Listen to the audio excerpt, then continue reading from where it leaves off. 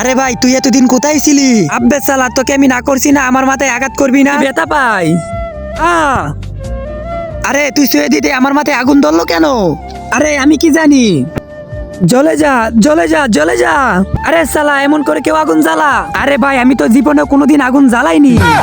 আরে সালা তাহলে কে জ্বালিয়ে দিবে? চিন্তা করো না, আমি জ্বালিয়ে দিব।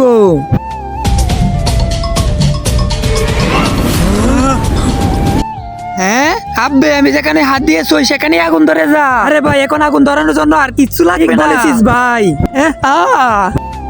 আব্বে সালা তোর তো অভিশাপ লেগে গেছে। আমি কি করব? আমি তো যেখানে সই সেখানে আগুন ধরে যায়। অভিশাপ থেকে মুক্তি চাই। এটা অভিশাপ না, এটা বরদান। আমি এগুলো বরদান চাই না। আরে এই বরদান শুধু তুই একা পাসনি, আরো একজন পেয়েছে। ওই যাকে ছোঁয় সে বরফ হয়ে যা, আর তুই যাকে ছোঁস সে আগুন হয়ে যা।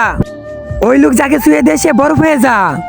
এখন তুই তাদেরকে বাঁচাতে পারবি, চল আমার সাথে। ওই দেখো দাঁড়িয়ে আছে, তুমি শুয়ে ঠিক করে দাও।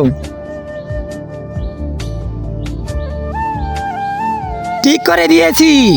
ওইখানে একটা মেয়ে আছে, ওকে শুয়ে ঠিক করে দাও। হ্যাঁ আমি ঠিক হয়ে গেছি। হ্যাঁ, এই ছবিটা যদি তোমার কাছে ভালো লেগে থাকে তাহলে ভিডিওতে লাইক দিয়ে চ্যানেলটা সাবস্ক্রাইব করে দাও। কমেন্টে লিখে যাও আই লাভ ইউ আল্লাহ। আরে সালা তুই আমার মেয়েকে তুলে নিয়ে এসেছিস। আরে হাবিলদার গ্রেপ্তার করো। স্যার আপনি ভুল করতেছেন। আরে তুমি কিছু বলো।